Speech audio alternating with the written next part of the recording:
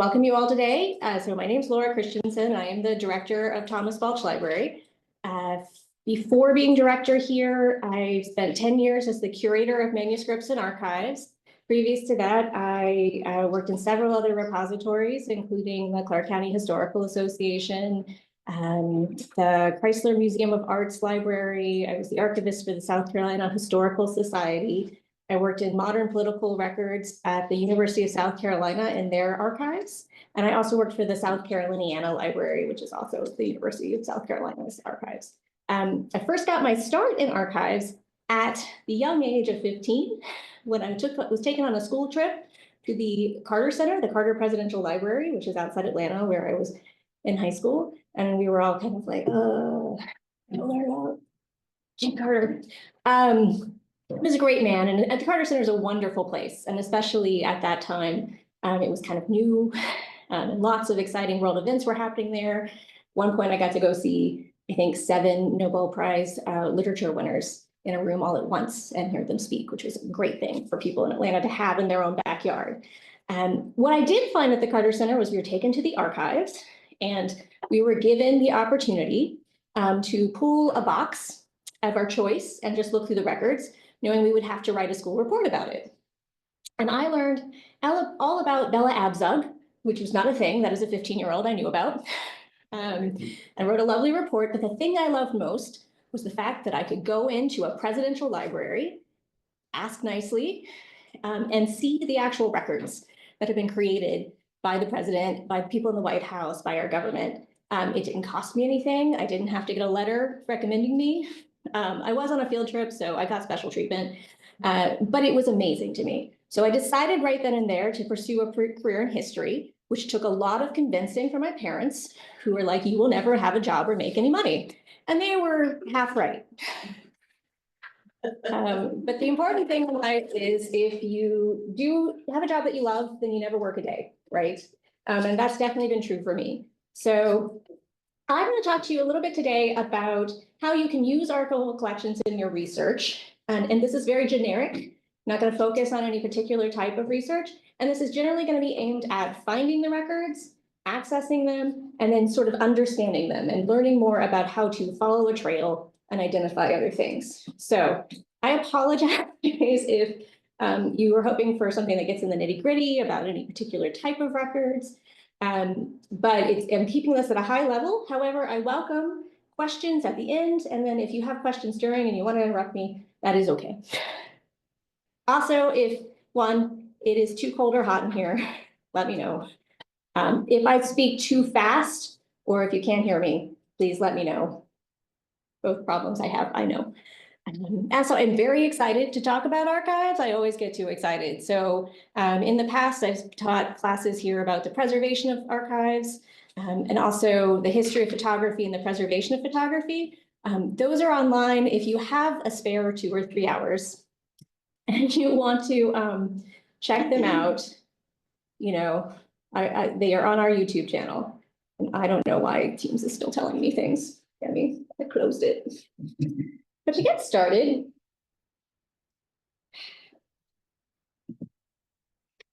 hopefully, there we go. How many people in the room, and online you can raise your hand too, but I won't be able to see it, have used archival resources in your research previously? Great, a good number of you. And I imagine some of that was for genealogical research, because I know some of you. Some of that was for historical research. Some of that was for very well written and interesting novel books on history. And I think looking at you, I'm gonna guess that many of you are already familiar with the traditional way to find archival records, which is to follow the trail that others have made before you. So you find bibliographies and works cited, you read them, you make notes of where they found stuff that's relevant before. This is still an excellent system. And it is probably still, despite this modern age of internet wonders that we live in, the best way to find very good archival records. You have to use some sleuthing to do this now. Many works of history come out without works cited in them, which is very unfortunate. are also, sometimes they will have, we're excited, but they won't be, divided into chapters or footnoted, so you don't necessarily know where a specific piece of information came from. You may have to do some legwork, which means contacting the author of that book and asking why. Why did you make this hard? Or more politely, where did you find this? Can you tell me? Most of the time, people are going to be very excited that you have contacted them about their work, if they are still alive, and you can talk to them. And they will be happy to tell you all about their research adventure and where they found that. If not, they're the exception, in my experience. The other thing, we'll talk about websites in a minute, but the number one thing that you can do to find good archival collections is to talk to reference librarians and archivists. These are like our children. We do not have the favorite children, or we might, but we have a passing knowledge, at least, of most of the collections here. We also have networks within libraries. So if you come to me and you're researching something not about Loudoun County, but maybe about Prince William County or Culpeper County, I know who you should talk to there, and I can direct you. Or I might know who not to talk to. Like you might say, hey, should I check out the Culpeper Museum? And I might say, no, their director is a grumpy man who will not help you. He's my husband. So I can say that he will never see this. But accurately, they do not have staff to help you with reference. They do have archival collections, but there's nobody there who can pull them out and help you access them. Maybe in the future they'll have that. I keep to get on that, maybe. But we also have tools that you have access to as well, like WorldCat, which we'll talk about. And we understand a lot how materials get into those systems, so we know how to work around them. So I'll tell a little bit about that. However, I was recently in a conversation with a nice young man who is getting his undergraduate degree in history at a university in New York State. And he was doing this system.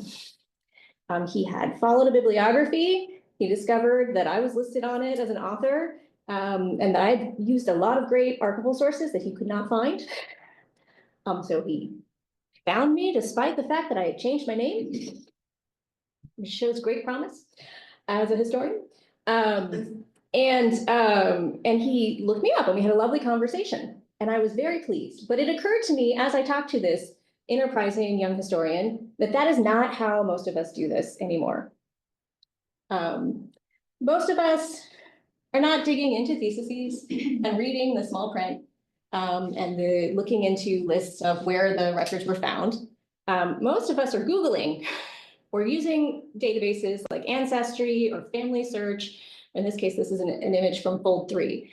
And we're finding things based on keyword searches that we stick in. And maybe we're being systematic about it, but how many of you feel like you're being systematic when you search databases like Ancestry? Do you have a list of search terms and a research log, and you track the records, and then you follow the trail? Or who's doing that? I bet Tammy is. Oh, you're good.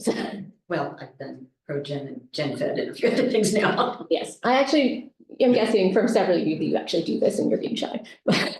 So, well, never mind, I'll ask it. Okay. This record in particular, I put up here in case you're wondering why I have a dodgy looking report from the proto-FBI. Is an example of something that I launched a really lengthy research project that I have not yet finished, that I found by accident in my keyword searching around. I was looking for records related to World War I in Loudoun County. It was 2017. We were getting ready to do commemorations of the end of World War I, or US entering into World War I, the whole World War I experience. And I was like, what happened locally that I could, tell a story about, that I can find in our records and exhibit, other than the basics? People went to war, people came back from war, what was happening? And I went to Fold 3 and I put in Loudoun County. And I tried Leesburg and I tried Middleburg, and I found a lot of great FBI reports. It wasn't quite the FBI, it was the Treasury Bureau, where people were being investigated in Loudoun for being suspiciously German. It was a great way. I mean, if you know anything about Loudoun County history, there were a lot of suspiciously German people around, and this was an excellent way to complain about your neighbor and have a nice treasury agent come basically spy on them for several weeks. There were actually some really cool stories that we found, but this had nothing to do with that. So this was a record where I found that the treasury agents came and they were spying on this woman who was in Middleburg. And she had first come to Leesburg from DC. She got off the train. She's wandering around. She doesn't like Leesburg. She said the hotel was dirty. So she goes to Middleburg. She rents a house from Preston Luck, who was the mayor of Middleburg at the time. And they talked to everybody in town. They talked to the telephone operator. They talked to the mayor. They talked to anybody she talked to, basically. And I'm like, why do you care? She was married to a fugitive whose name was Charles Glenn Collins. And Charles Glenn Collins, if you Google him, you will probably find out that he was a very famous, very sketchy figure from about 1901 to 1920. He married multiple millionairesses. He gets into all sorts of scrapes with the law. He is in the Battle of Gallipoli. He eventually is tried for going on the lam from like the British Army and impersonating an officer after that. He steals jewelry in India. He may have been a spy traveling through Siberia. He's everywhere. This man is everywhere. And it has nothing to do with anything. But what I got a little bit obsessed about, which is a benefit of being an archivist, is what paper trail could I find in the archives about this fugitive? And it took me on this adventure from this one record that I Googled to the British National Archives, where I found the records of their police officer from Scotland Yard who had to sit in New Orleans for about 10 years watching this man because of extradition cases that went to the Supreme Court. So I found Supreme Court records. I found so much newspaper coverage. I found so many records that you cannot imagine about this person, but I could not create a coherent narrative out of them because what I didn't find is, the Charles Glenn Collins collection. It turns out he did write a memoir. It's in a typescript at the British National Military Museum. They let me see part of it. But he didn't leave, like a diary. He didn't leave letters at all because generally he was on the lam. He left some telegrams, but he mostly left records about him that are in other places that we can ferret out. So why is this important? The key to finding archival records, in my opinion, one is talking to archivists and librarians. That is the key to success.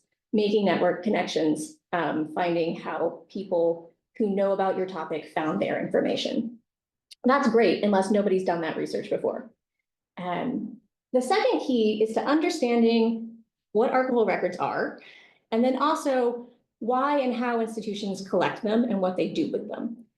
Because if you can understand how we process and describe archival records, then you have a lot of clues to think strategically about finding them. So the chief thing to understand about archives is, although it may appear differently if you look at our accession records, we do not collect things willy-nilly. So there are collections where if you bring them something, they will take it. Sometimes we are one of those because we like cool things.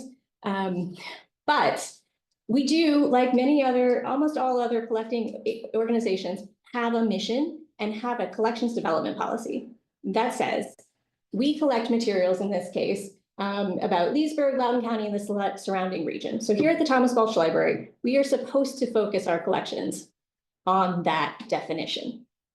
I say supposed to, because it's not as black and white as you think. There are a lot of ways to define the documentation of Leesburg, Loudoun County, and the surrounding region. How many of you are from Loudoun County originally? Yeah, nobody. Maybe people online. I don't know. Tammy, yeah, one person. You get to be the local.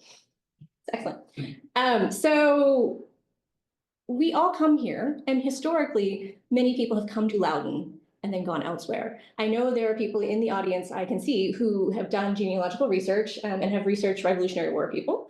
And you know, they went to other places. Sometimes they came back. Sometimes they left a child here. But that has been our history throughout. So we end up collecting records about things that are all over the country. And because it has some element that person came here, they affected life here, they were part of the culture here, that can all come into our collection. We also have to limit the media we collect. So when you're talking about an archive, you're talking about paper-based records generally. So that is something to think about. It is changing increasingly as repositories start to collect born digital records. I say start, and you're probably like, start? Haven't you been doing that for a very long time? And yeah, archives have, but on this level, the local level, honestly, we're just starting to figure that out and how we're going to do that. It is a lot of work to deal with paper-based records.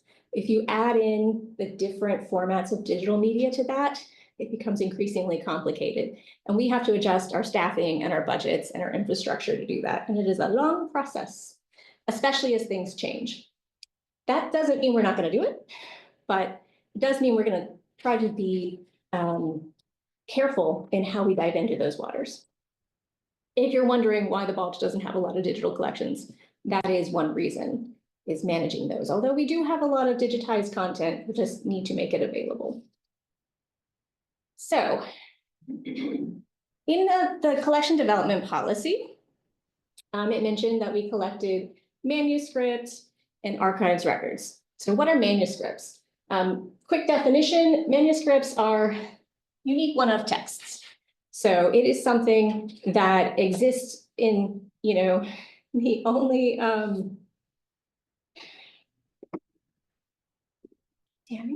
could you message Eliza? And tell him not to message me? Thank you. So it means that it is unique. It might have a copy made of it somewhere, but it is a one-of. These can include things from personal papers, family papers, correspondence, so letters, diaries and memoirs, and then unpublished materials. The example I have here is from the Charles Paxton collection, Rachel and Charles Paxton collection we have. It's actually instructions on how to set their clocks.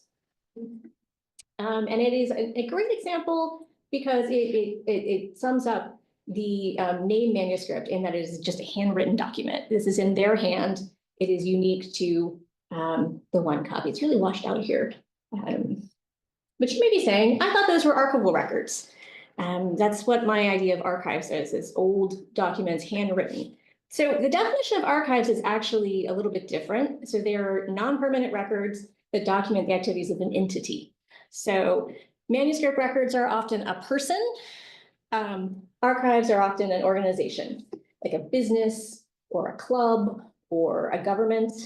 So they are the records that are created through an activity. Now, if we think a little bit more about this, we start to realize, well, a person can also be a business or an organization. So I can have my own business and create records through that.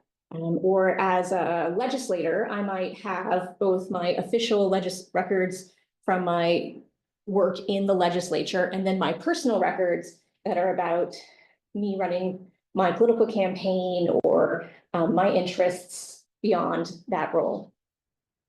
And we have examples of all of these things here at the library, and we'll talk a little bit more about them and how they can be useful. We also have a more general definition that you'll see a lot, especially in academic libraries, called special collections. And this is sort of a catch-all term.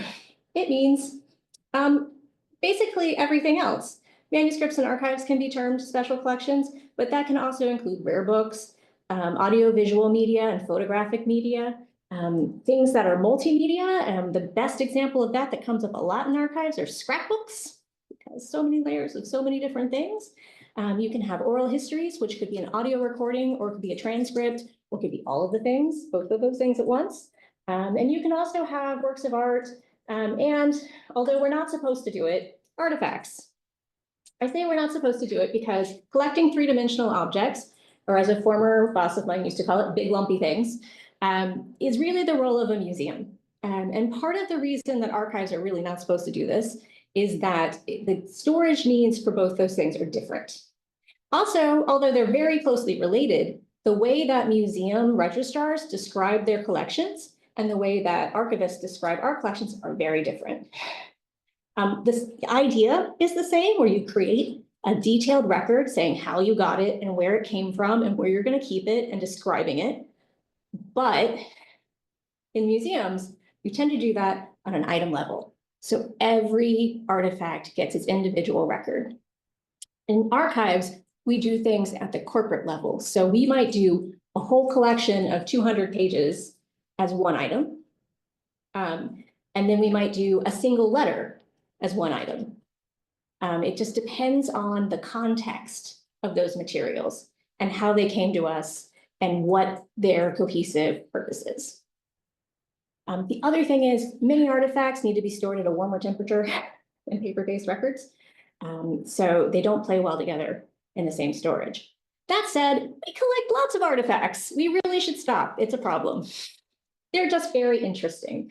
We have our colleagues at the Loud Museum who also collect artifacts, and you will find archival materials in museum collections. So Loud Museum has archival materials that you should not, despite what I said about the Grumpy Man at the Culpeper Museum, discount museums as a source for archival records. Just understand it is more difficult sometimes to access them because of that item level description.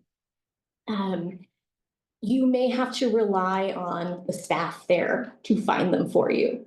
In terms of, is there, a lot of the museums locally actually have online collections, but is there paper-based or archival material in that catalog? You may just have to call them and ask, or you can write an email or contact them. The other thing to know is we also all end up with crazy stuff. So special collections are also things like the peanut parrot. This was made by a child around 1900. We hope it was made by a child. I don't actually know that. Allegedly made by a child. But ask yourself, is this an archive or an artifact? It is an artifact. I think it is, but we can discuss. It is a document, though, of what a local child did, a cultural thing that happened. This was actually advertised in the Ladies' Home Journal as a thing you should teach your child to do. So it's a free pet. All you need is a peanut. But also, it represents some of the challenges we face in terms of description. Like, how do we describe this? How do we put the peanut parrot into context so you can find it? So we try to make a lot of entry points for archival records, and it is one thing that makes processing archives a lengthy process. So we already talked about citations, and we try to create those. We keep track here at Balch of all of the publications that our collections are used in. So we require people to ask for permission to publish, and there's a form. They're supposed to provide us with a copy of their final publication. Sometimes they do, sometimes they don't. I just call them. But that helps us upstairs build a network of citations. So not only if our work is in a book, our collection or item, that author probably used other items. So they're citing things that are related to our collection, if that makes sense. So if you wonder sometimes why we have certain stuff in our collection, there are books that are seemingly off topic. Often it's because they used one of our images. And there are a couple images we have that are very popular to illustrate things that have nothing to do with Loudoun County. But we still have the book because they used our image. The second thing that you can use are finding aids, or they're also called collection guides and like 16 other names. Basically what this is a standardized document, except for in the terminology of what we call them, that tells you all the information that you need to know, and also catalogs. And then archivists, always talk to the archivists. I cannot emphasize enough. We're not lonely. I'm not just trying to get conversation. It really is the best way to find things. So just running through quickly, I'm not going to go through the whole process. If you're interested in learning more about what archivists do, I do recommend the Society of American Archivists website as a source. On the first slide that I had with the citation, the how to find records, it had a link to a guide they have that is about, like, it's a basic overview of archives for non-archivists. And I'll send that out with the recording after the class. But generally, we do these things and understanding the lingo, because we have terminology. It's not super technical, but it is a little weird. We find things that we need to collect for our collections development policy, things that fit our mission. We figure out how to preserve those items. We document and preserve any original order in the materials. So the phrase original order is something that is very important to understanding archives when you sit down to use them. So what do we mean by that? It seems pretty straightforward, but it's not, because the idea, a central idea in archives is that because the whole field came out of archival records, not manuscript records. Archival records are created by an activity, right? Or a person doing an activity. So in theory, there's a natural order that they were kept in. Like, if you operate a bank, you create deposit records, you create withdrawal records, you have other like tasks that the bank does, and each one would create a record set, and then you would organize them in a regular manner. So throughout the entire history of your business, you would organize all your records, say chronologically, or by the name of the depositor, or whatever you're doing. And you'd be very consistent about that. Because if we know nothing, it's that human beings are very consistent. They are not. So the idea, the central tenet of archives is we preserve that order because it is information itself. It says, this is how they kept their records. This is how they viewed these activities. But because human beings are inconsistent, there generally isn't always a consistent order, which makes it very, very hard to access the records. An example that I pulled to show, but I probably should have unwrapped it.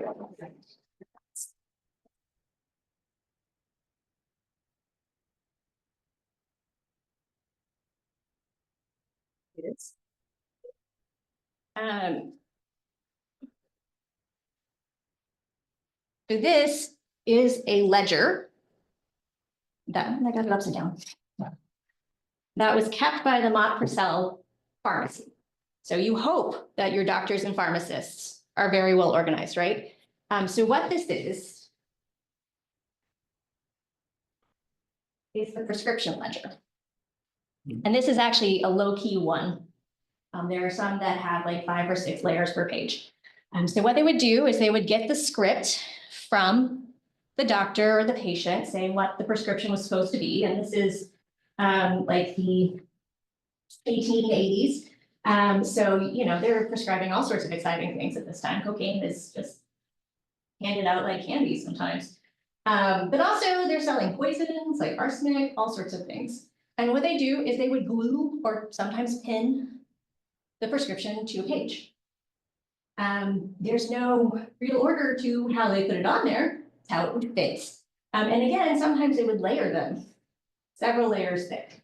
So the Mott Purcell Pharmacy, if you have read a little bit about Leesburg's most famous poisoning case, plays an important role in the Lloyd family murders, in that they sold a lot of the arsenic. And Dr. Mott, who owned the pharmacy, was also the doctor who attended all the people who were poisoned. I'm not saying anything about Dr. Mott. This is not accusing him of being involved. Don't know that. He was probably a very nice man. But say you were writing a book about this case and you wanted to find the prescriptions that were given to the children who were killed, you wanted to find the order for arsenic, how would you go about accessing that and finding it, right? We cannot reorder these. They are glued to the page. So as archivists, when we can, we document the original order and arrange it in a way that is more accessible. So we do put our grubby little hands in there and move things around.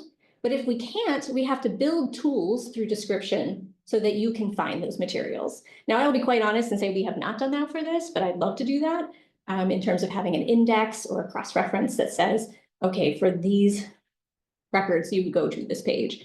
And someday maybe we'll have that. In order to come up with a logical arrangement, we have to do research to go into what were the activities of this business? What is the backstory of this pharmacy?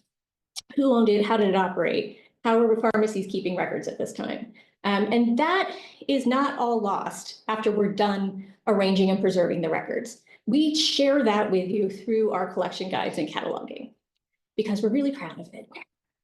And it also helps us help you find other things. And that process is generally called description.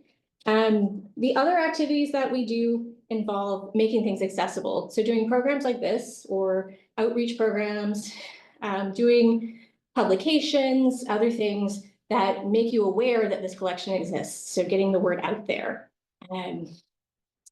Yeah, so just a couple examples, just so you believe me about original order. This is a donation we received that actually is also related to Dr. Mott. We have a lot of stuff related to the Mott family. It's quite interesting. These are letters between Mott and his wife, Virginia Bentley Mott. And this is how they came in a wonderful sealskin covered trunk. And they look quite organized, don't they? This is how they were put away in their little envelopes tied with ribbons and bundles. Haha, no, because in fact, the donor at some point had hired a graduate student to go through the letters. And I don't know exactly what the goal was. They didn't finish. And they rifled them. They put letters with the wrong envelope. They took things out of one bundle and put them in another bundle. They created chaos, but then they put it back in the trunk and it looked quite nice when we got it. And we're like, great, this is gonna be so good. But it required our former or now retired, happily retired director, many years actually to piece things back together. And she had to do detective work based on things mentioned in the letters to date them. And she did an excellent job. It's really a really fantastic collection. We also get things that come in and they are in an original order. So I mentioned bank records. These are records from the Round Hill National Bank, but they have some issues. So these were kept in a barn for a long time, which is a place people keep records. People love to keep records in attics and basements and sheds. Don't. The problem is, I know they take up space, but bugs eat them. So these records, in fact, have infestations.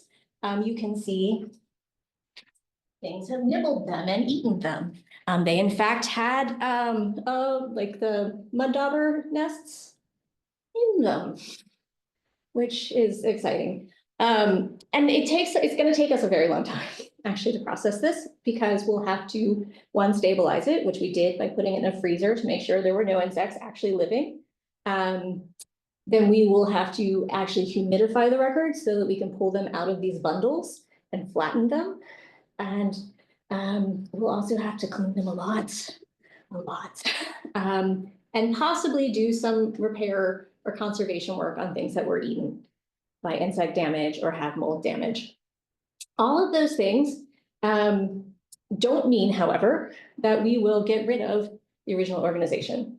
We will maintain this organization because it was difficult to tell through all the bugs and things, but it actually was quite organized. Each bundle relates to one account. It's a lot of insurance records, but very interesting, very helpful for the turn of the century in Round Hill. So we will maintain that order. We will just preserve them, clean them up, and save things if we can, if they're too damaged.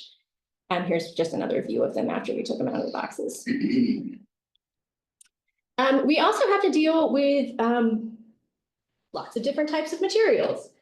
These are photographs that came out of a foundry that was in downtown Leesburg. That actually, it's where the goose cup is now. It used to be tucked back in there. And the foundry, we learned, actually created a lot of the bronze work for United States government things like foreign embassies in other countries, the Smithsonian, things like that. They took a lot of photos. They apparently also have audio tape in this mix. There's maybe some batteries in there. I'm not actually sure what that was about. But this all will require preservation, organization, and description. Plus, we will have to figure out if at some point it was in any sort of order. The goal is to present it to people in a very nicely organized manner. Usually, if you've ever been to an archive, and as I know many of you have, in archival folders, they're acid-free, they're lignin-free, in archival boxes, there is folder numbering, there's box numbering, there's a guide that tells you how to get to the specific thing that you're interested in. And then we also want to keep it in climate-controlled storage. So it can last longer. So our storage is about 60 degrees, 65 degrees when it's too warm in the summer. And we try to keep it as stable, like 50% humidity. Occasionally in archives, when you're accessing them, you will find that there is a delay when you request the archive material and when you can view it. Sometimes that's because materials might be in cold storage and it has to acclimatize. We don't unfortunately have cold storage here, although we should. It's not an issue, but sometimes you really need to read carefully what the requirements are for a specific collection. And where do you do that? You do that in a collection guide or a finding aid. So we call them collection guides here. And they are standardized documents, very exciting. I'm holding up a typed piece of paper. There is throughout the archival profession, basically a form that says not necessarily the order the information comes in, but the information we collect. And if you want to look at an archival collection, always look at the finding aid or collection guide first, because it's going to answer a lot of questions you have. And then bonus, it's going to give you a lot of other avenues to pursue. So this collection guide is for the Mediterranean Pass for the Rising Sun, just in case you're wondering what that is. So it is a ship's passport from basically the period around 1819 through like 1824, when we had problems with Barbary pirates. So this is a passport for a ship called the Rising Sun, where it was being given safe passage by European powers. They were saying, we will look out for your ship in the Mediterranean. The really cool thing about this document is that it is signed by the president, who was at that time James Monroe. And then it was also signed by the Secretary of State, who was John Quincy Adams. So 2 presidents, which is pretty cool. It also shows us that it's not a current document. So archives, non-current documents, because it is a partial document. When it was expired, they cut it in half. So you can see it's cut off, and I'll share it. You can look at it more closely later. In the guide for this, we have lots of great information. So the front page gives you the title and tells you who processed it. It's Becky Ottinger, if anybody knows her. She's very nice, one of our great volunteers.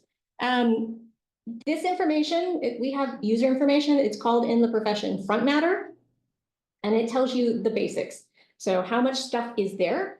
Volumes in archival collections are given often in cubic feet. So you might see, this is one item, but you might see something labeled as like less than 0.33 cubic feet, or I think our largest collection is like somewhere around like 20 cubic feet. I have worked on collections that are hundreds of cubic feet.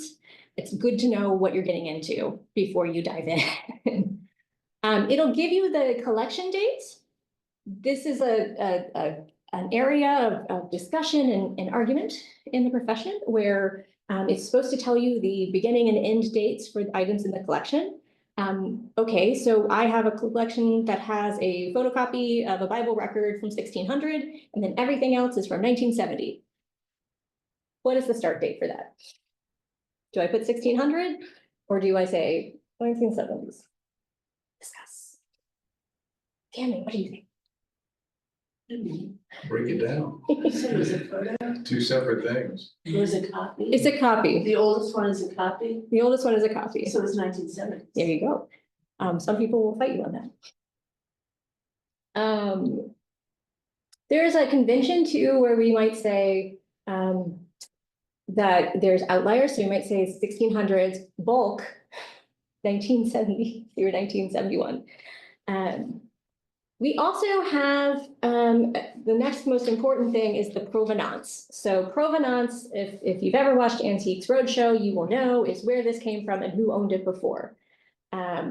So in the case of most of our collections, the provenance is how we got it, who the immediate donor who gave it to us is. Unlike an art collection or museum collections, we're not going to give you the entire chain of ownership unless it is somehow relevant, like somebody still has a claim on it, or there are multiple people who are involved in the donation. This, for instance, was formerly, the passport was formerly in the collection of the Loudoun County Historical Society. The provenance is amazing because it gives you a chain of where that came from most recently. So you might say, hey, I wonder what else the Loudoun County Historical Society had. And you would find that we have several hundred other items that were in their collection. We also have a collection of their records that discusses how they obtained these collections. Provenance can also sometimes tell you if this item came from another place into the area, like we have collections that relate to Loudoun County people that came from like Minnesota. I don't think we really have anything international, but that is an important piece of information too. Access, is it open for research? Great news. Almost everything in the Balch Library is open for research because we're a public institution. We do not really restrict collections. We do have a few that have medical records that we can't show because of HIPAA laws. We have a few collections that have financial records that people have asked us to ask them for permission. But in terms of accessing our collections, basically every collection is open if not all records are available. That is not the case for many archives. When I worked in political papers, there were a lot of records that were closed through the person's lifetime and sometimes for years after their lifetime because they talked about very juicy, sensitive information and they wanted some distance from it. That can be very frustrating for an archivist because I may know that that's there because I processed the collection, but I can't tell you about it per se. I mean, I can tell you about it, but you can't look at it. So there's some ethical restrictions there also that we have to take into account when we are accepting donations, whether we're going to restrict them. Similarly, use restrictions. Is this item too fragile to be handled? Is it in cold storage and can't be taken out because it might damage the materials? A lot of our collections are not affected by physical challenges, and it is our policy to try and make a surrogate so that you can see the information even if you can't see the original. Again, this doesn't affect a lot of our collection, but in some collections it really does. So be mindful of the use restrictions. And also, this is another avenue where talking to an archivist can be very helpful. Because if, say, it says this is restricted and cannot be handled, you can ask them, well, what are my options? Is there a surrogate?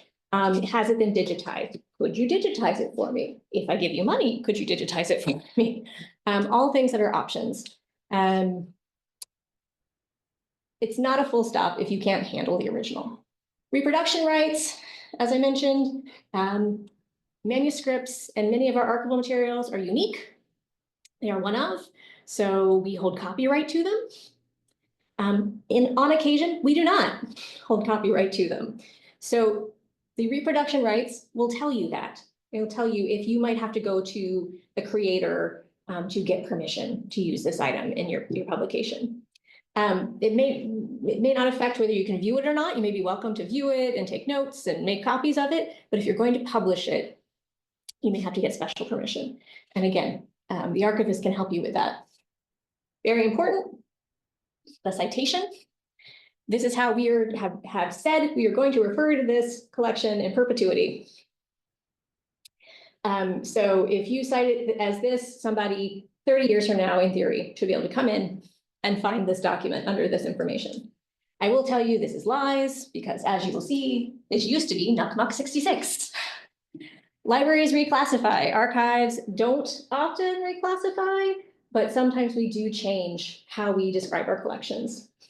I'm so sorry, I don't know why it keeps showing up. And if I close it, it will hang up on the person, so many apologies. The other things that are here too will tell you if it exists in other formats. And then this item does not have related holdings, but if there are other items in our collection that relate to this item specifically, sadly, we do not have a lot of items that have two president's signatures or relate to Barbary pirates. Disappointed. But if we did, we would tell you about them here. Because this is also a helpful field for the archivist in the future. If you're here doing research, I can say, oh, you know, we also have this, and then we look very smart. We don't often update those. We should be better about it. But it is always worth checking the related holdings field. Similarly, notes, that is where we stick other information that you might like to know. So if there is a collection in another archive, like if we reached out to our friends at the Virginia Museum of History and Culture and said, hey, do you guys have the other half of our passport? And they did, we would tell you about it there. They don't, it's fine. But also sometimes if materials have been reformatted, if something was damaged and we couldn't preserve it, anything that is not described elsewhere in the collection guide goes there. The other thing we have is a historical or biographical sketch. So pretty self-explanatory. I mentioned we have to do background research before we process collections and in the process of processing collections. And this is where we share that information with you. So the sketch, it's not always a sketch. Sometimes it's a note, but it's going to give you contextual information so you can understand this. And then bonus, because we're archivists and librarians, we cite our sources. So we're going to tell you where we got this information. Now, the format of the citations may be quite dated, so don't judge us if it's not proper citation format. And also, if we used online sources, they may not exist anymore because this was processed some time ago. So the website may not exist, but you should be able to go in the Wayback Machine and find that page. So another source of citations that might lead you to further information.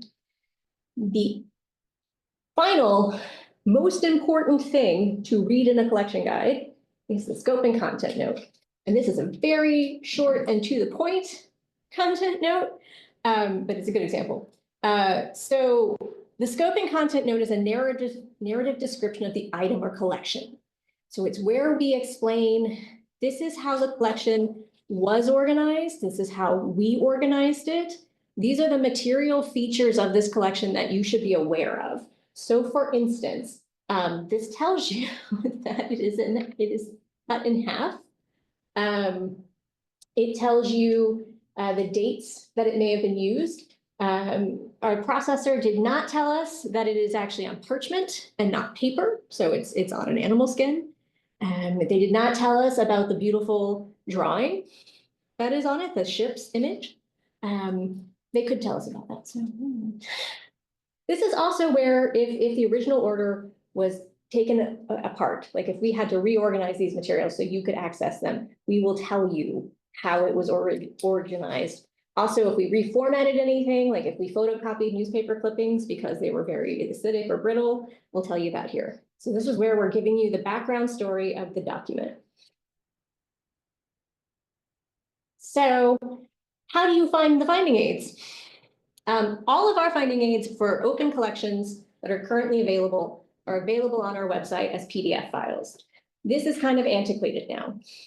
Many archives have an integrated archival collection guide finding aid catalog, where it's just part of their library catalog. The guide is in the catalog itself. We still have the PDF guides, but we also now have our centennial catalog. So 2022 was the 100th anniversary of the library. It was also the year that we launched our own separate online catalog that is part of WorldCat. It's an OCLC catalog. And what it allowed us to do for the first time in our 100-year history was actually catalog our archival collections. So we partnered previously with Loudoun County Public Library, and they did a lovely job, and we had a contract with them to do our cataloging, but they would only do the books. They wouldn't do anything that was a special collection, alternate format at all. We tried it, they didn't like it, it was okay. So that is why we have the separate guides on our website. Now, 400 plus guides are in the catalog. And I'm gonna try something fancy and we'll see if it breaks everything. Can you see it? No, I think yeah, Okay, it might have to. that's okay. I will describe it really quickly, but in the catalog record, how it is different from a collection guide is it is actually written like you would catalog a book. And it has a link to the narrative guide. So it has most of the same information, but it is in a different format. It also has something very important that you can use. So WorldCat, it looked like a lot of people had heard of WorldCat. It's an integrated catalog of library catalogs across the country and the world. You can put in your zip code, you can search for a book or item. It will tell you the closest library that has that. It's also where we house our catalog, and it has these things called subject headings. So Library of Congress subject headings are topical or name authority headings that are a specific term for something that you might want to search for. So in this case, we have Mediterranean passports. And if we click on that, in theory, it would show us other items in our collection that were relevant to that subject. We don't have any, but if we do a search to libraries worldwide, it tells us other passports that are out there. Really quick and easy way to find related archival and secondary source collections. But to get back to the PowerPoint, I hope.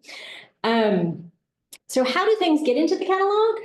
Our cataloger, Maddie Russell, who is very talented, took all of our collection guides and wrote them up in Mark, which is a computer-generated language that was originated in the 70s and 80s that libraries still use. And basically you code each piece of information in terms of what type of information it is. So you have a 500 field, and the A in the 500 field, the subfield, tells you a specific thing about this collection and any other item that's cataloged. If you understand MARC records, you can find sneaky information about a lot of things you might be researching. So, for example, our MARC records might have more information about the extent or location of collections than appears in the regular online catalog. And most online catalogs for any library will have a little staff view or MARC view that you can click on, and you can go see if there's any information.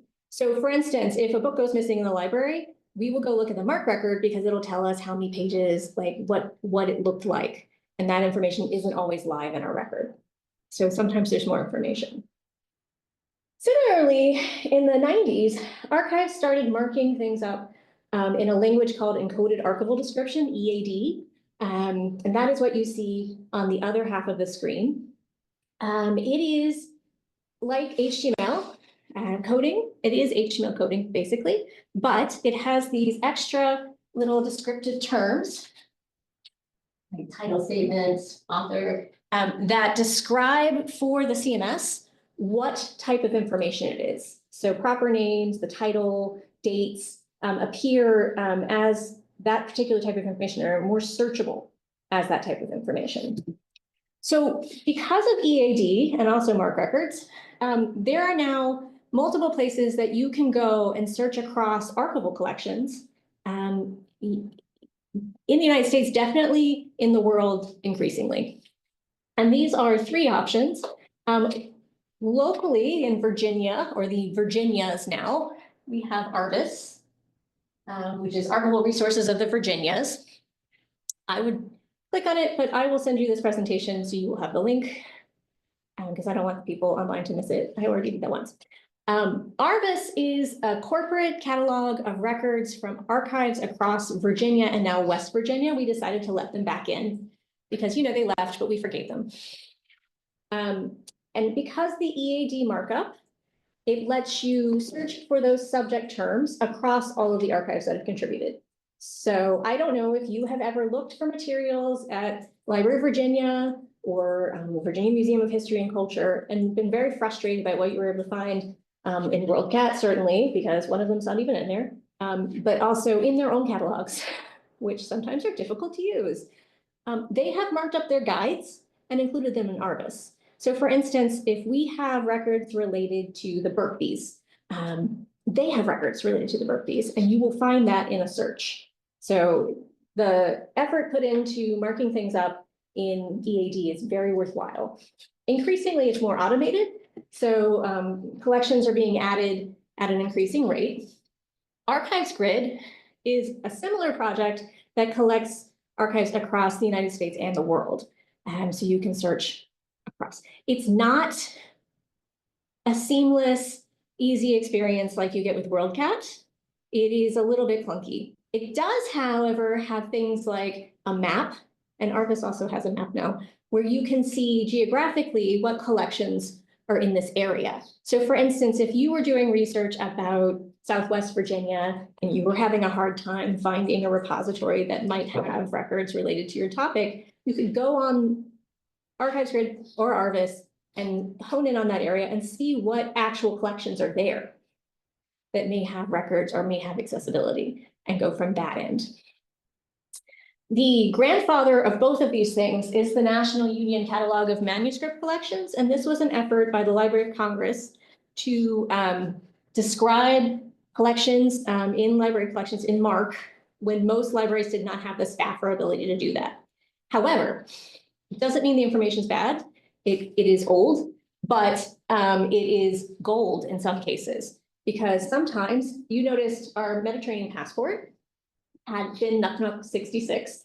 So they marked it up back in the early 90s for us in MARC, and we didn't reprocess it for a very long time. So there are collections that were described in Nuck a very long time ago, like off the card catalog, that may not be better described in a finding aid or collection guide or an online catalog yet. It's always worth checking Nuck, and you do have to go to their website, and their search is okay. It is okay. It's like doing it 20 years ago. It makes me feel good. I'm like, this is my youth. But all are worthwhile in terms of seeking out collections that might be related to something you already know. So the other thing that I highly recommend, in addition to searching these and to like talking to archivists, is also just go and look at the thing. If you have the time, if you're in the area and you can, and you find a citation or a record to something in the collection that you think might be helpful, sometimes just looking at it in person will give you the clues you need to find more things. So here's our collection request form. It is there to remind me to say this. So really quickly, what are the things that we look at when we look at an archival collection? We want to ask ourselves the 5 W's, the who, what, when, where, why, like who made it, when, where, and why did they do it? We also always want to ask, how was it made? Is this the original? Is this a copy? Is this a transcript? Like, how was this actually made? What does the medium tell us about the time period it might have been made in, or how close to the primary source it might be? How was it used? So our passport we saw had been cut in half. We know it was active at one point and then it was canceled. It was not in use. So what was the story that happened between those two things? Does the writing on the back tell us anything about that? And then how did it change over time? So it is 11 o'clock and I want to show you some examples, but I wanted to let you know the time in case anyone needs to go anywhere. So in looking at the types of records we have and these questions, a few notes about how they may help you find additional records. So I think one thing that we always hope, particularly for researching family or an individual to find, are diaries, because we have this wonderful idea that they're going to tell us their true, deep interpersonal thoughts and like all the exciting things that happened to them and where they went and exactly what they did. And that is occasionally the case, but more often, much like Christian Nicewormer's diary, they tell us about the weather at great length. Christian Nicewormer was extremely dedicated to telling us about the weather, and he does for about 40 years. He did mention that Lincoln was killed on this page. It was rainy that day. He mentioned some other exciting Civil War things.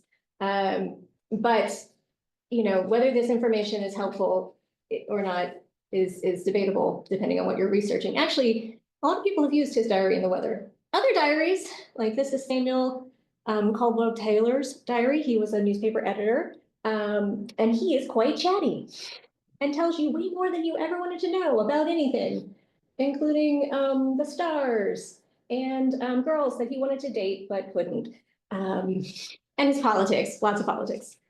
Challenges with his diary, though, are that he was writing this for himself and not for anybody else. So sometimes he gets a little bit weird in his abbreviations. He wasn't writing too carefully in terms of his handwriting. So you're going to have to do some figuring out. The great thing about diaries, though, is that if they do mention things that they actually do and not just the weather, they will tell you people they interacted with. They will tell you businesses they frequented. They may tell you when they travel and activities they did. All of those things may have other records that are available. So by mining diaries for information like that, you can find other materials, especially in local repositories. For instance, he was a newspaper editor, but he also had a bookstore. We have records in our collection that relate to his competitors' businesses and also to people who frequented him in his shop and their interactions with him.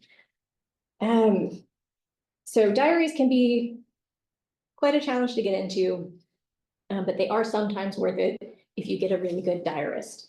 The other thing that can come up that we encounter a lot is when you know everything about the person because they told you in their diary, but they never give you their name. We have several of those in our collection. There's one right now that somebody's gonna find out whose diary it was. And they're working the clues. Letters have many similar things going on to diaries. It all depends on the quality of your correspondent and how good they were. So these are 19th century letters. Obviously, we have correspondence that is earlier. We have correspondence that is later. A lot of it is a little bit difficult to read because of the format. Also, when you're looking at 18th and 19th century correspondence, you have to learn how they formatted letters, which was very different than what we're doing today. This letter, and I'm not obsessed with him, is to Armistead Mott, the Dr. Mott of the pharmacy, from his sister. It's very representative of letters of the time in that she complains, one, that he hasn't written, and two, that when he does, his handwriting is really bad. She's not a fan, tells him to do better. But she also gives lots of details about her new home, which is in Missouri. And she describes in detail her life there, which is wonderful. This is the first page. We have the introduction, the my dear brother line and the date. We have the interior, so 1 and 2, and then we have the back. So of course, one thing that made the format of letters and diary letters different in the 18th and 19th century is often you do not have an envelope. The letter itself is the envelope. So we have the seal here and the cancellation mark when it arrived in Leesburg. This letter is from the 1830s. You find envelopes becoming very common in the late 1840s, early 1850s, and so on. Will you find envelopes for modern collections in the archives? Sometimes you will, and sometimes you won't. Archivists often will remove them because envelopes have self-adhesive. They have plastic, they have stamps, they may be made out of a different paper. They may damage the letter that they're with. So letters are always taken out, they're flattened, and then we discuss amongst ourselves whether the envelopes provide enough information to be retained. When I worked in political collections, we would remove them. Here at the Balch, we actually keep them usually because they can have information like the cancellation, where the letter was mailed from. We have a lot of Civil War covers that show illustrations related to patriotic themes for the Civil War.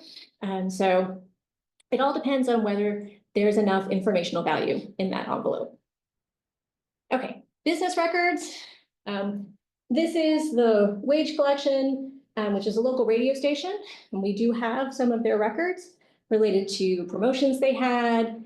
We don't have anything that actually tells us how they operated their business.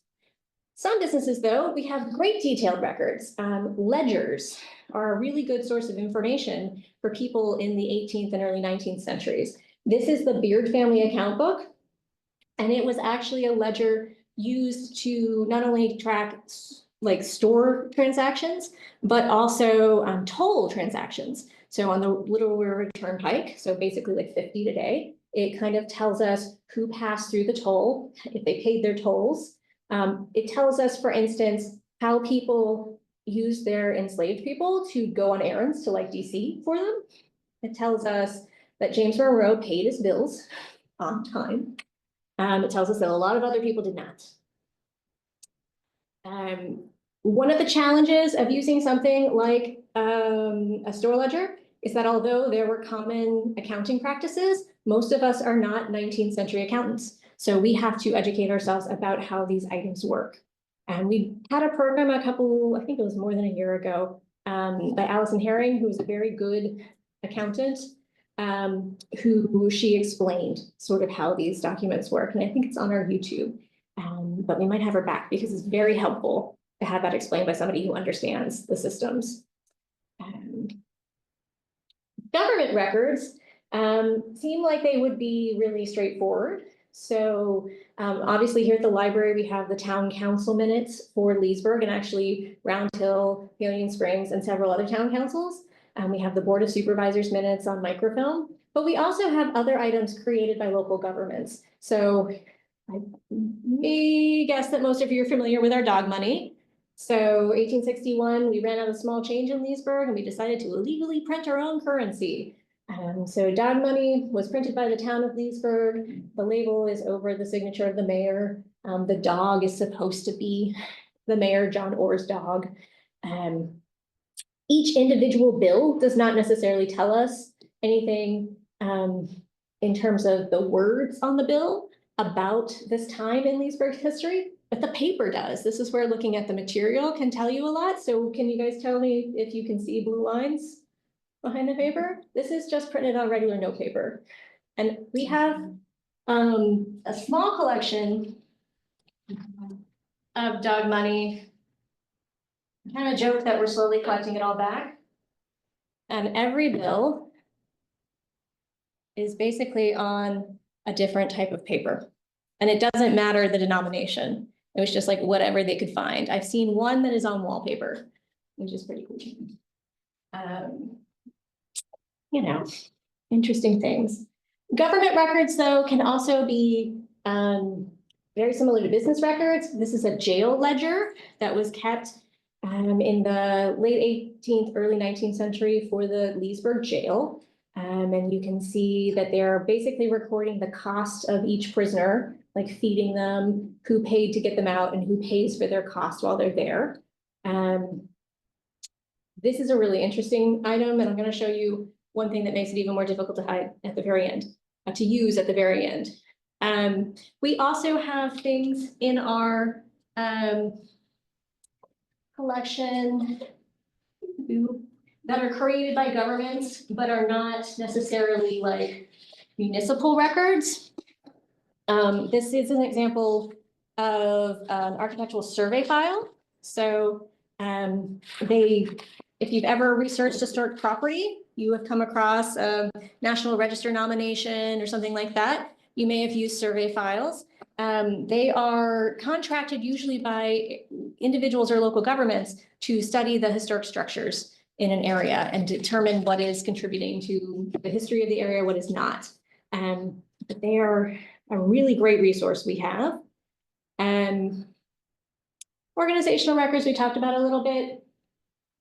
This is from the ladies board of the hospital. They can also take other forms. This is a card file from the VFW of membership cards for the local VFW chapter.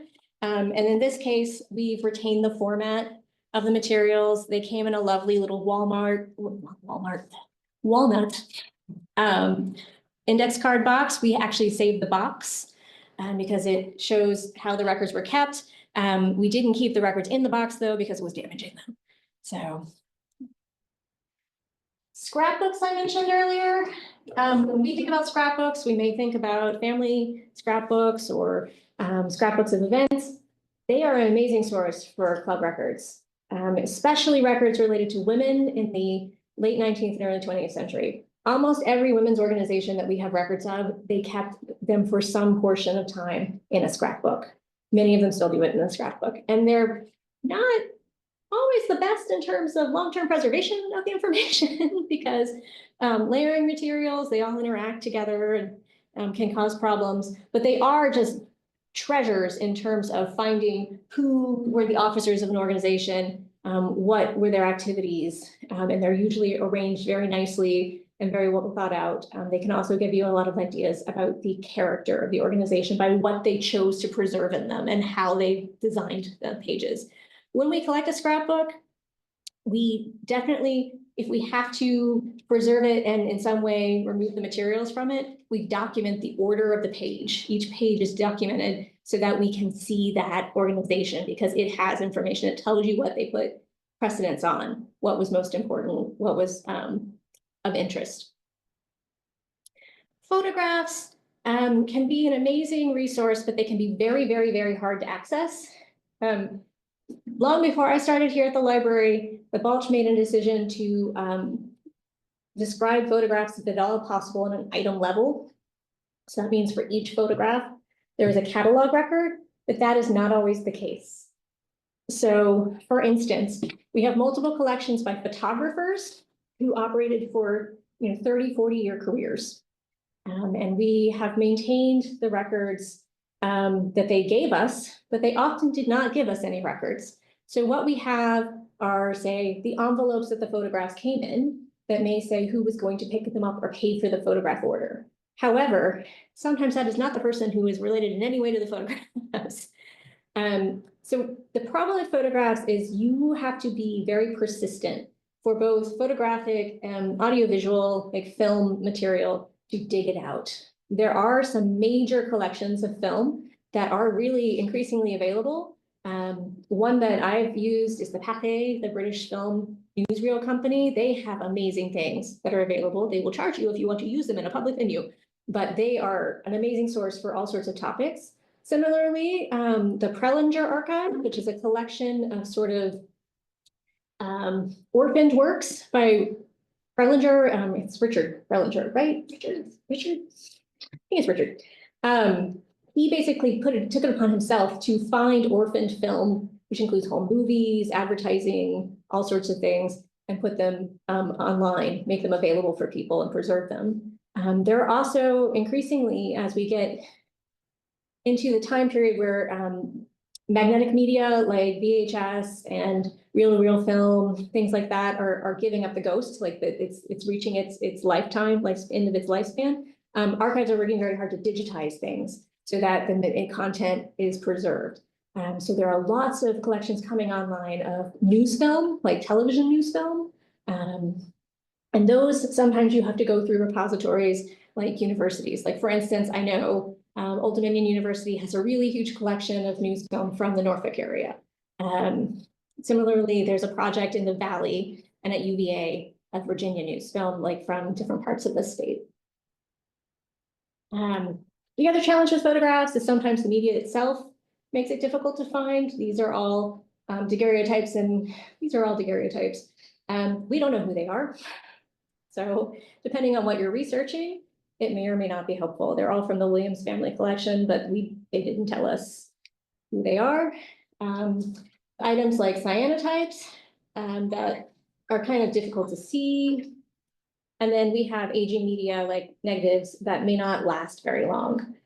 So for instance, this is that Winslow Williams photograph collection, one of our major photographers. his negatives have degraded. Unfortunately, we did digitize many of them, but say you find a record of a negative and we say, unfortunately, it is viewable, we can scan it for you, but it's gonna have damage to it. There are also photographic media that are temporary, so Polaroids continue to develop through their entire lifespan. So they may or may not be around very long, so we have to reformat them. Similarly, slide collections are something that often archives will scan because it's easier to access them. So other media, things like artwork. In this case, this is our portrait of Lafayette. It's a work of art on, it's like paint on paper. There are all sorts of things in archives. I have worked with like reel-to-reel tape. I've worked with the office. They used to have a dictation system where it was recorded on a very thin wire. We have documents in various dialects that we can't read. There's German scripts that is difficult to read. There are lots of things that present challenges, both to the archivist and also to you as the user. Please know that we do try to find ways to make them available. But one thing that is very helpful to archives is if you encounter something like that and you happen to know, oh, this German script, I know someone who might be able to read it, and you get it translated or transcribed. We love that because it makes those materials more accessible. So we're always working to find ways to make things accessible. However, it is a difficult and lengthy process. So for one archival box, and I didn't bring one, damn it, I didn't bring one. One flip top archival box. So that is about 20 hours of work for someone to process that many records. And that's just to process it. That's not necessary to describe it or digitize it or to do anything else with it. It's just to organize it, preserve it. So it is a detailed practice. We also encounter challenges. So the records that we have in the archives have a lifespan where they were used for more than one thing. So this is in fact another page of the jail ledger that I showed you earlier, which some kind person took upon themselves to use as a scrapbook. About 50 years after it was in active use. They found some lovely leaves that are quite nice, I guess. They got us this wonderful poem or recipe for graham pudding. There are some pretty bad poems throughout and a lot of obituaries. People really like to collect scrapbooks of death. But unfortunately, the records from the jail are collecting information about people who often did not appear in other records. So these are not necessarily your shining stars of society. They are regular people, or they're people who might have been passing through. So it would be lovely to know what's under the scrapbook. There are ways we can do that with technology. There are machines where you can view through the added materials, but unfortunately, those are very expensive and maybe outside of our range unless we can convince people to help us with that for free. We will not, because of how this is put together, actually take it apart though, because the scrapbook information in some cases is also useful for like genealogical research and purposes. We might take the leaves out. The leaves were taken out because they're not so great. We also encounter challenges. So this is one of my favorite cross-written letters that I've ever come across. And you may have heard that cross-written letters were because people were poor and didn't have enough paper. Not the case here. She was just too lazy to get up and get more paper. She says so in the letter. She's like, I'm just doing this because I don't want to get another piece of paper. She had the paper. She was quite wealthy. Her paper is really nice too. This is a very, very chatty correspondent. And this particular letter talks about a duel. In addition to the cross-writing, it is very frustrating because the correspondent's brother is killed in the duel, but we didn't know that because the page that has the outcome of the duel is missing. Thank you, graduate student. We don't know what happened to it. But it was worth the challenge of reading this. There is efforts to use AI and OCR, optical character recognition, to read handwritten words. There are multiple projects, and you may have used the family search tool that will read handwriting. for you, or it will transcribe handwriting. It's actually getting quite good. There's a project in Europe called Transcribus that also is very good, and it's being trained on multiple languages, so it can read different types of script. But it's still often up to you as the researcher to do it. Unfortunately, although we like to transcribe things in the archives, it's not really within our ability. I don't think I've ever worked at a repository where they had the time. It just transcribes things. Now, if that is something you enjoy, we welcome volunteers. And a lot of work like that in our collection is done by volunteers. So when people are available and willing to help us out. So I have rambled at great length and hopefully answered some questions or have given you some helpful information about using collections such as these. But I welcome questions. Yes. So you described your, well, finite amount of space, but thorough intake process. Is there an exhaust process? Do you run out of space and you have to prioritize? Okay, how does that play out? Yeah, libraries and archives are very much like gardens where you do have to weed them periodically. Archives get weeded less. Sometimes we do look at collections though and say, is there a better repository for this? Like if we collected something in the past and there wasn't an archive in that area that was more appropriate and now there is that a better home for it? In terms of collecting and going forward, we do have a more clarified collections development policy, and we try to hone it down and focus on things that we want to collect. So this is actually our information about what we collect if anyone's interested. But it has to be judged on a case-by-case basis. There are definitely collections that we have to pass on because there's just no way for us to store it. That said, we will not stop collecting. That's not a thing for us to say, oh, we're done. We've collected everything. We just have to look for more space. And currently we are looking at options for offsite storage, which is not ideal because then there's a delay to retrieve the records. It requires more staff time and there's cost. But eventually the library will have to expand or have another location. Someday, if anyone has like a spare building or $1 million, just we have an endowment foundation, there's literature in the back. It will have to happen. And I think in some ways that's great because it does help us focus, like what is it that we're collecting? Because the more focused our collections development policy, the easier it is for you as a researcher to know, oh, the Balch is the place for X, Y, and Z. And maybe I don't look there for this, although it's always worth checking. Questions? So this is a specific, you mentioned the proto-FBI, you know? What's the best way to research that like government entity in like 1900 to 1920, you know? Yeah, so I will say almost all of their records are in Fold 3, but they're a pain to use. So they are the enemy alien record set is what it is, but it has all sorts of stuff, not just suspicious Germans during World War I. The problem is the records are not organized in any, like, I think they're organized by district office and then possibly just as they were filed. So like, for instance, the document I showed you is page 1 of 120 pages. And maybe 15 of those pages are relevant to that case, but they're scattered throughout the whole file as like different agents reported back from the field.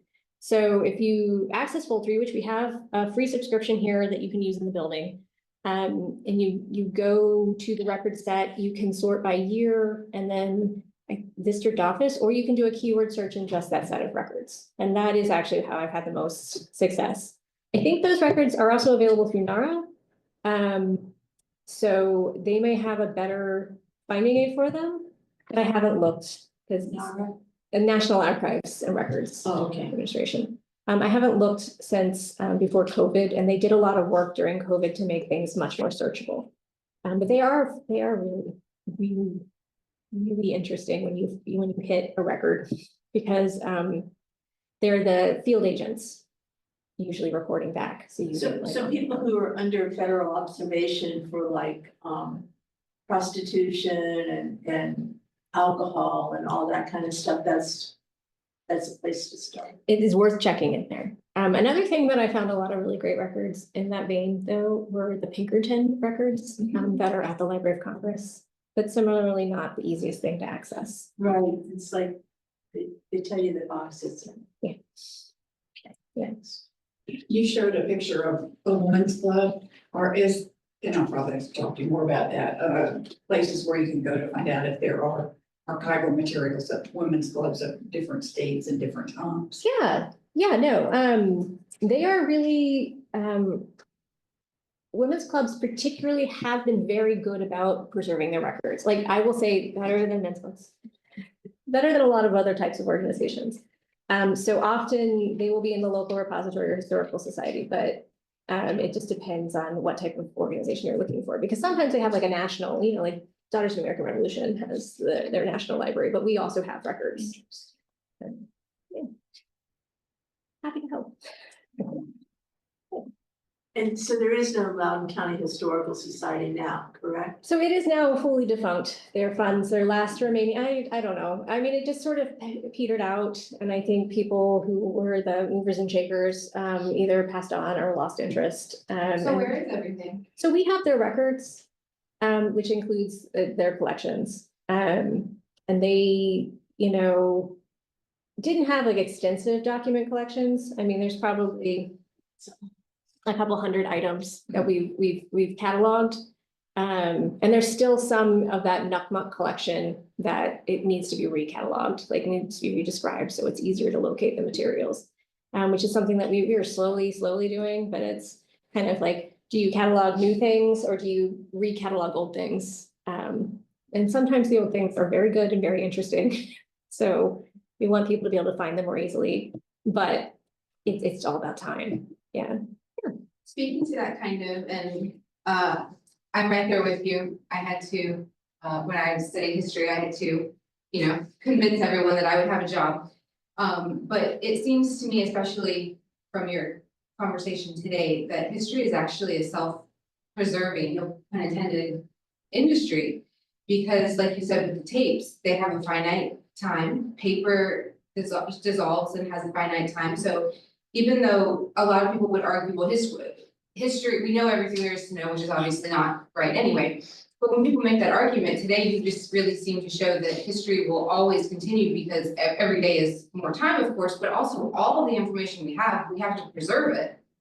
And we have to catalog it forever because our technology is changing. So I'm just curious how you feel about that Yeah, I how mean, the industry might change or be the same. the thing to remember, like I mean, obviously digitalization has revolutionized how we can do research, and it is amazing to be able to sit in your home in your pajamas and do extensive research with archival documents. The thing is that is concerning is you have to remember that those records have to now be preserved. So the digital image has to be preserved. There's a cost associated with that. We have photos that were scanned in 1999 where the scans are now not readable because of the choices that were made at the time. So we had to, you know, redo that work, and because we didn't have a plan to you know, migrate them. So I think archives have gotten so much better, and museums also at making sure that data is migratable, but it doesn't only exist in one proprietary format, like that you are able to take it and move it to whatever the next thing is and the next thing and the next thing. That said, a lot of people have the impression that everything is digitized and searchable, and that is just no. There is so much that is not available digitally, that is not processed. A lot of archives faced with influx of modern records, and modern is like 20th century records. The volume that we were able to do with things like Xeroxes and, you know, computer printers and things like that, they've changed how they process things, where they say it's processed and accessible, but it's just as we got it. It's basically, we did whatever we needed to do to make it safe to use. We did basic preservation, but then we just stuck it on the shelf. We'll get to it at a greater level sometime in the future.